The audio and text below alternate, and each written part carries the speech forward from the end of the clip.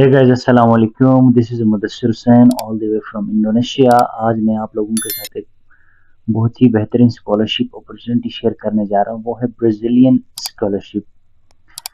इस स्कॉलरशिप के अंडर में जब आपकी सिलेक्शन हो जाती है, फिर आप ब्राज़ील चले जाते हो। और Brazil is one of the best countries for studies destination. और इस स्कॉलरशिप का जो नाम है वो है GCUB स्कॉलरशिप। अब ये 2024 के एंड तक आपकी सिलेक्शन प्रोसेस हो जाएगी, सारा कुछ ठीक हो गया। अब जरा इसकी शॉर्ट में थोड़ी सी इंट्रो कर देते हैं, फिर इसके बाद आप को एप्लीकेशन प्रोसेस समझाते हैं कि आप कैसे अप्लाई कर सकते हो। ठीक हो गया। ये जो आपके GCUB इंटरनेशनल मोबिलिटी प्रोग्राम है, ठीक हो गया। इसको शॉर्ट में ये भी कहा जाता है। ठीक हो गया। ये आप सारी चीज़ें आप डिटेल पढ़ सकते हो। ये मास्टर्स और डॉक्टरल डिग्री के लिए ऑफर होती है, अंडर ग्रेजुएट के लिए नहीं होता है ये। अच्छा, इसकी क्या बेनिफिट्स है? ठीक हो गया। तो बेनिफिट्स इसके अंदर आपकी ट्यूशन फीस आती है, मंथली स्टाइपेंड इतनी आपको मिल जाती है कि आप वहाँ इजीली सरवाइव कर पाते हो। ठीक हो गया। उसके अलावा आपके ये एकेडमिक और रिसर्च अपॉर्चुनिटी जिसके अंदर आपके ये सारे फैसिलिटीज, ठीक हो गया ना, ये कवर हो जाएंगे। उसके अलावा आपके कल्चरल एक्सचेंज, ऑब्वियसली जब आप दूसरे कंट्री चले जाते हो तो फिर मुख्तलिफ कल्चर्स के साथ आपकी इंट्रैक्शन हो रही होती है।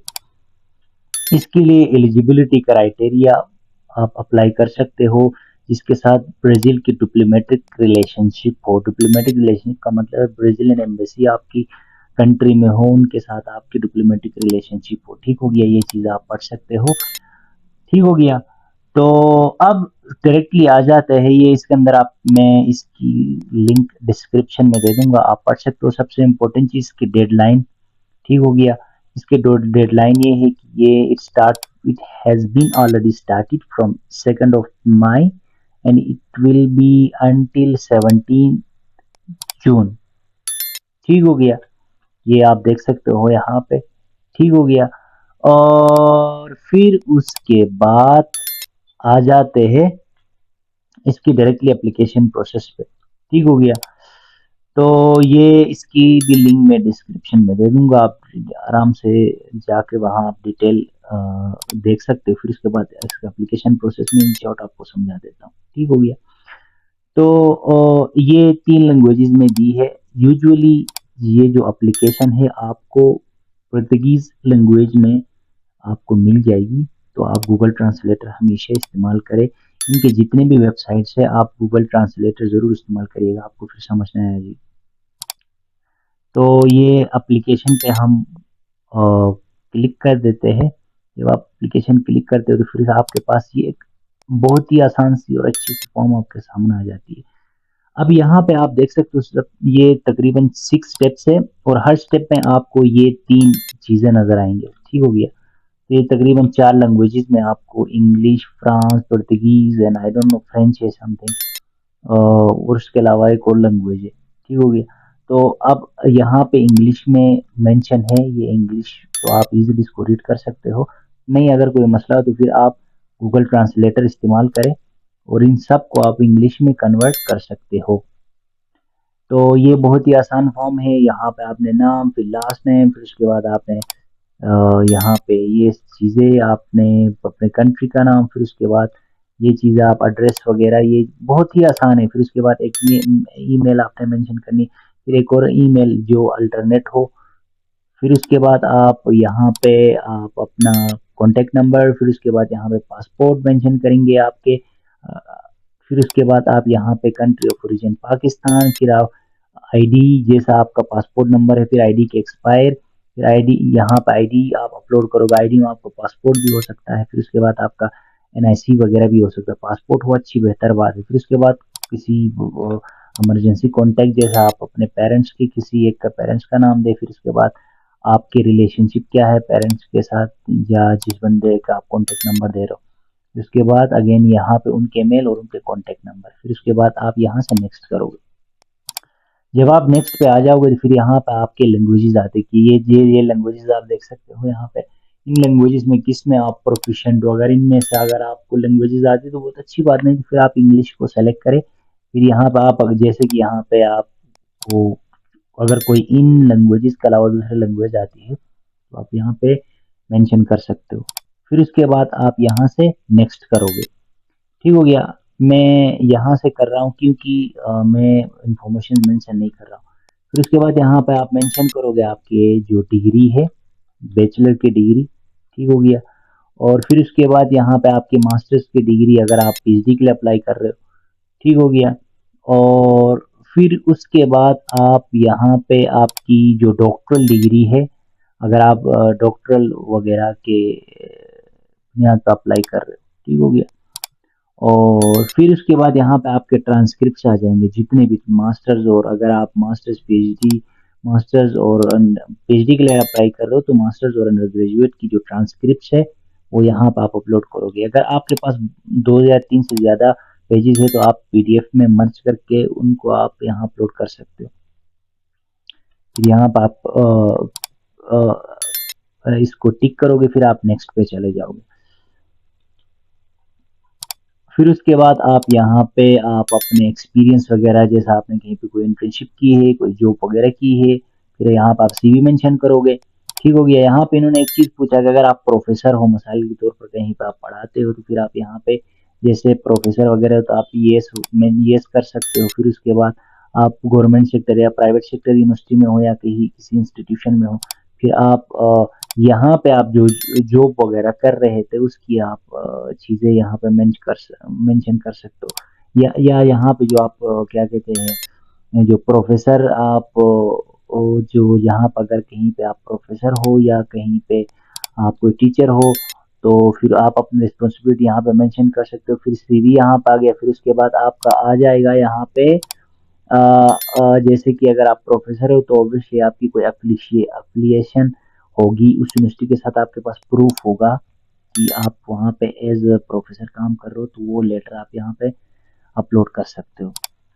फिर नेक्स्ट आ जाएंगे यहाँ पे द मोस्ट इम्पोर्टेंट स्टेप जो आपकी इस स्कॉलरशिप को डिसाइड करेगी मेरे ख्याल के मुताबिक, मेरे कैलकुलेशन के मुताबिक, वो ये स्टेप्स है। ठीक हो गया। सबसे इम्पोर्टेंट स्टेप।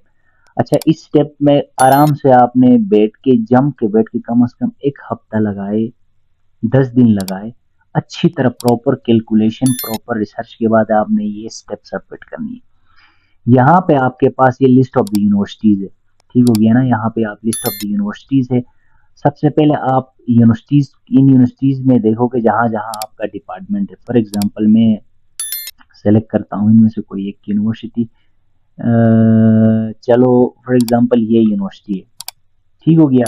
एक दो ये यूनिवर्सिटी है, फिर मैंने ये यूनिवर्सिटी सेलेक्ट किया, फिर उसके बाद मैंने ये यूनिवर्सिटी सेलेक्ट किया, फिर उसके बाद मैंने ये यूनिवर्सिटी सेलेक्ट किया। आप मैक्सिमम 5 यूनिवर्सिटीज को सेलेक्ट कर सकते हो। और हर यूनिवर्सिटी ब्राजील में अलग अलग स्टेट्स में होना चाहिए। मतलब ये जिस तरह हमारे पास स्टेट्स होते हैं, हमारे पास प्रोविंसेस है पाकिस्तान में। ठीक हो गया। इसी तरह इंडिया में स्टेट्स है, तो आप हर एक यूनिवर्सिटी अलग अलग स्टेट या अलग अलग प्रोविंस का होना चाहिए। ठीक हो गया। इस चीज़ का ख्याल रखना आपने। फिर उसके लिए आपको ऑब्वियसली स्टडी करना पड़ेगा कि ब्राज़ील में कितनी स्टेट्स है। फिर आप जिस यूनिवर्सिटी में कर रहे हो वो, या 2 यूनिवर्सिटी आपने सेलेक्ट की है वो एक ही स्टेट में तो नहीं है, फिर आपको देखना पड़ेगा, गूगल पे जाके देखें नंबर ऑफ स्टेट्स ब्राज़ील, फिर उसके बाद आप वो यूनिवर्सिटी का एड्रेस देखें। ठीक हो गया। जैसे कि मैंने सबसे पहले जो ऑप्शन मैंने सेलेक्ट की वो ये है। फिर मैं यहाँ पे जो मैंने यूनिवर्सिटी सेलेक्ट की है उसके मुताबिक यहाँ पे मैं देखता हूँ। आई डोंट नो ये क्या मसला है, यहाँ पे शायद इंटरनेट का इशू होगा।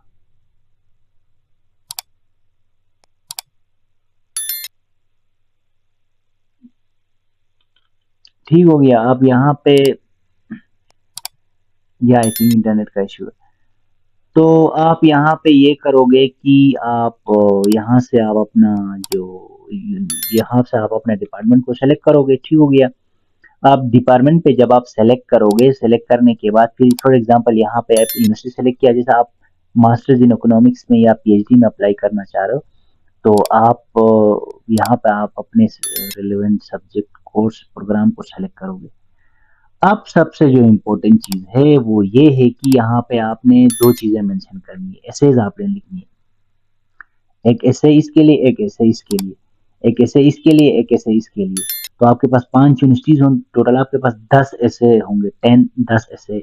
हमेशा आपने इस चीज़ का ख्याल रखना है कि तमाम ऐसे सेम नहीं होना चाहिए, एक ही को आपने सब में अपलोड बिल्कुल भी नहीं करनी है। ठीक हो गया। और इस चीज़ का आपने ज़रूर ख्याल रखना है कि आपका जो लैंग्वेज होना चाहिए इंग्लिश होना चाहिए, आसान और सिंपल से इंग्लिश होना चाहिए, क्योंकि ब्राज़ीलियन वो अपने लैंग्वेज को ही प्रेफर करते हैं, उनको इतना समझ नहीं आती है। तो आपने सिंपल लैंग्वेज को आपने अडॉप्ट करनी है। अच्छा, यहाँ पे जो आप ऐसे लिखोगे और ऐसे वन और ऐसे टू, हर यूनिवर्सिटी का और हर प्रोग्राम का ऐसे वन और ऐसे टू डिफरेंट होगा। अच्छा, कैसे होना चाहिए, अब यहाँ पे उन्होंने मेंशन किया है, देखिए आपके जो ऐसे वन होना चाहिए must contain academic expectation and interest, professional expectations and prospects upon return to country of origin।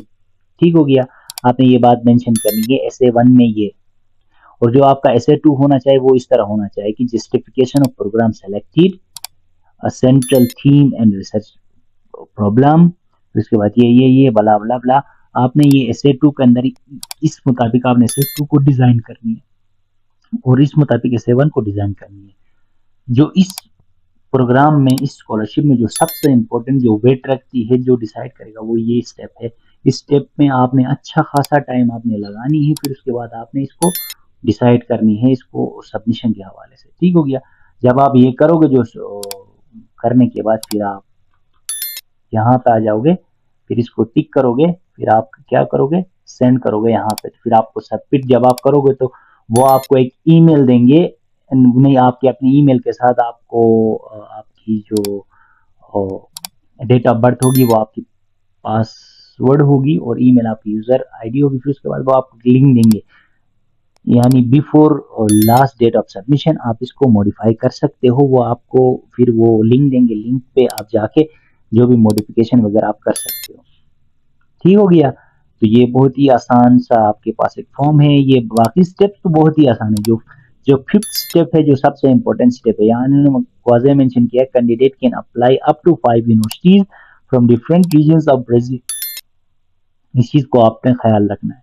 ठीक हो गया। तो ये बहुत आसान फॉर्म है। और यहाँ पे असल में जो ब्राजील में जो बच्चे चले जाते हैं उनकी जो रेशो है वो बहुत ही कम होता है। वो यानी ब्राजीलियन यूनिवर्सिटीज में जाने का ट्रेंड इतना नहीं है जिस तरह चाइना में चले जाते हैं, यूरोपियन कंट्रीज में चले जाते हैं। तो यहाँ की प्रोबेबिलिटी ऑफ एक्सेप्टेंस मैक्सिमम हो जाती है।